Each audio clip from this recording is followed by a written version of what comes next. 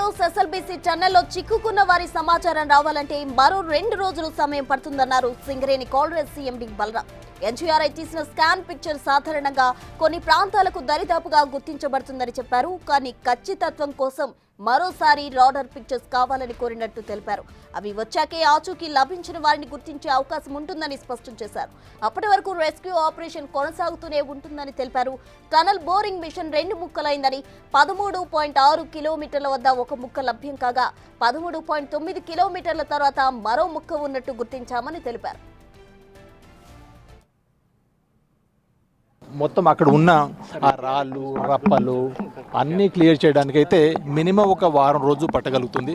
ఇప్పుడైతే మనం 13.6 కిలోమీటర్ దగ్గర మనము ఆ టన్నెల్ బోర్ మిషన్ అక్కడ నుంచి అది విడిపోయి అక్కడ ఒక హడల్గా మారింది. అక్కడ నుంచి ఆ పాయింట్ నుంచి ముందు వెళ్ళడం కష్టంగా ఉంది. కాకపోతే మన రెస్క్యూ పర్సనల్స్ కానీ ఎన్డీఆర్ఎఫ్ వాళ్ళు దానికంటే ముందు వెళ్ళగలుగుతున్నారు. అండ్ కొన్ని చోట్ల అయితే మనము టన్నెల్ బోరేషన్ 9.2 మీటర్ కదా, 9.2 మీటర్ అది కొన్ని చోట్ల డయా అంటే దాదాపు 30 ఫీట్ విడ్త్ అండ్ లెంత్ అంతుంది. దాంట్లో చూసేదాకా చాలా రాళ్ళు రప్పలు అన్నీ ఉన్నాయి. అవన్నీ తీయడానికైతే మినిమం ఒక వారం రోజులు పట్టగలుగుతుంది. జీపీఆర్ ఇమేజ్ రాలేదు. ఎన్జీఆర్ వాళ్ళు కొంచెం చూశారు, కొన్ని స్పాట్ చూశారు, కానీ దాని మీద ఏమీ ఇంకా క్లారిటీ లేదు. ఇంకా సిగ్నల్ దొరకట్లేదు, కంపల్సరీ వాళ్ళకి క్లియర్గా దొరకట్లేదు. They not clear. అలాంటి టెక్నాలజీ లేదు ఇంకా గుర్తించే టెక్నాలజీ. నేను వెళ్ళాను కదా, నాతో పాటు అందరితో పాటు నేను వెళ్ళాను. లాస్ట్ స్పాట్ వరకు వెళ్ళాము. మనము వెళ్ళేసి ఎంత గ్రావెల్స్ ఉంది, ఏమేమి ఆటంకాలు ఉన్నాయి మనకి ఆపరేషన్స్ అనేది చూసాము. సో మనకి సింగరేణి వర్కర్స్ ఏంటంటే అండర్ గ్రౌండ్లో వరకు చేసే పనిలాగానే ఉంది ఇది. అందుకోసం వీళ్ళు యాక్టివ్గా చేయగలుగుతున్నారు. ఎన్జీఆర్ఏ ఆపరేషన్స్ కాదు, వాళ్ళకి చెప్పాము. అంటే మనుషులు కనుక ఉంటే ఎక్కడ ఉన్నారు, ఏ స్పాట్లో ఉన్నారు, టీబీఎం తర్వాత ఉన్నారా, ఏమైనా మధ్యలో ఉన్నారో చెప్పారు. సో కొన్ని చూడగలిగారు వాళ్ళు, కొన్ని చెప్పగలిగారు. అంటే ఒక హైపోథెటికల్ చెప్పగలిగారు, ఒక అక్యూరసీ లేదన్నట్టు. అంటే ఖచ్చితత్వంలో చెప్పలేకపోయినారు వాళ్ళు అన్నట్టు. ఇంకా దాన్ని ఇంకా స్టడీ చేయమని చెప్పాం వాళ్ళకి. అంటే ఇక్కడ మనకు డిజాస్టర్ మేనేజ్మెంట్ ఉంది, అరవింద్ సార్ కానీ, ఇక్కడ కలెక్టర్ కానీ, ఇంకా మేము కానీ వాళ్ళని ఎన్జీఆర్ని మరింత ఖచ్చితత్వంతో వీళ్ళు ఎక్కడ ఉన్నారో చెప్పమని చెప్పగలిగాం. 8 మంది మిస్ అయ్యి ఉన్న వాళ్ళు ఎక్కడ ఉన్నారు, టీబీఎం మిషన్ అవతల ఉన్నారా లేదా యువతలో ఉన్నారా అనేది కాస్త ఖచ్చితత్వంతో చెప్పారు. దానికోసం వాళ్ళు ఒక 2 రోజులు తీసుకునే అవకాశం ఉంది. టీబీఎం హాఫ్ టీబీఎం ఆ విరిగిపడి 13.6 కిలోమీటర్ దాకా ఉంది.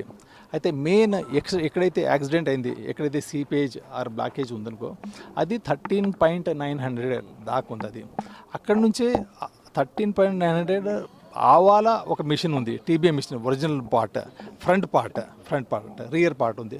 బ్యాక్ పార్ట్ ఏమో అది విరిగిపోయి 13.6 కిలోమీటర్ దాకా పడి ఉంది అది.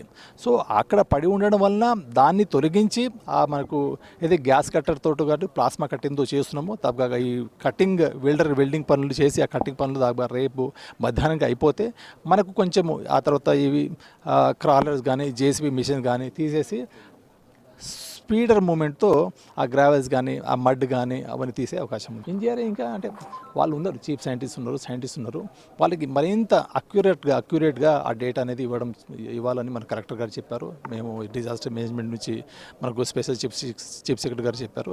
సో దాని మీద ఐ థింక్ వాళ్ళు రేపటిలో ఇంకోసారి చెప్పు అంటే నేను కాదు, ఇంకో 2 డేస్ పట్టవచ్చు. ఎస్ఎల్బీసీ టనెల్లో చిక్కుకున్న వారి ఆచూకీ కోసం మరో 2 రోజులు సమయం పడుతుందని సింగరేణి కాలరేజ్ సీఎండీ బలరాం అయితే చెప్పడం జరిగింది. దీనికి సంబంధించి పూర్తి డీటెయిల్స్ మా ప్రతినిధి రాణా ప్రతాప్ అందిస్తారు. రాణా,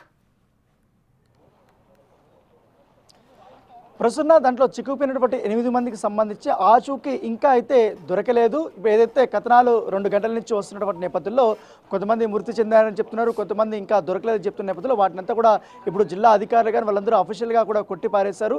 ఇంకా అక్యురేట్కి సంబంధించినటువంటి సమాధానం ఇంకా మనకు రాలేదు. కాబట్టి ఆ ఇన్ఫర్మేషన్ వచ్చిన తర్వాత మాత్రమే మేము అఫీషియల్గా ఏదైనా అనౌన్స్మెంట్ చేస్తామనేసి కూడా అధికారులు చెప్తున్నటువంటి నేపథ్యం కాబట్టి అయితే అక్కడ ఏదైతే ఎగ్జాక్ట్గా ఈ సంఘటన జరిగినటువంటి స్పాట్ వద్ద ఈ టీబీఎం మిషన్ 2 పార్ట్లుగా కూడా విడిపోయినటువంటి పరిస్థితుల్లో వెనక భాగమైనటువంటి పార్ట్ దాదాపు ఎక్కడైతే 13,900 మీటర్స్ నుంచి 13,600 మీటర్స్ వరకు కూడా వెనక కొట్టుకొని వచ్చింది. అది మొత్తం కూడా ఛిద్రమైపోయింది. చాలా వరకు కూడా పార్ట్స్ అక్కడ విడి భాగాలంతా కూడా ఉండిపోయింది. కాబట్టి ఆ మొత్తం ఆ ప్లాస్మా కట్టర్స్తోనే వీటిలంతా కూడా దాన్ని తీసేసిన తర్వాత మాత్రమే ఆ భాగాలంతా కూడా తీసిన తర్వాత మాత్రమే ముందుకు వెళ్ళడానికి అవకాశం ఉంటుంది. అక్కడ పరిస్థితిని అంచనా వేయడానికి ఉంటుంది. అప్పుడు ఈ రాడార్స్ కానీ ఇవన్నీ ఉపయోగించి ఎగ్జాక్ట్గా ఎవరెవరు ఏ ప్లేసెస్లో ఉన్నారనేది కూడా కనుక్కోవడానికి ఒక అవకాశం ఉంటుంది అనేసి కూడా సింగరేణి క్యాలరీస్ సంబంధించిన CMD బలరాం నాయక్ ఇవాళ అఫీషియల్గా కూడా చెప్పడం జరిగింది. దాంతోపాటు నాగర్ కర్నూలుకి సంబంధించినటువంటి కలెక్టర్ కూడా అఫీషియల్గా ఆయన ఒకటి అనౌన్స్మెంట్ చేశారు. వస్తున్నటువంటి కథనాల్ని ఎవరు నమ్మద్దు, వి హోప్ ఇంకా మేము రెస్క్యూ ఆపరేషన్ కూడా చేస్తున్నామని కూడా వాళ్ళు చెప్తున్నారు.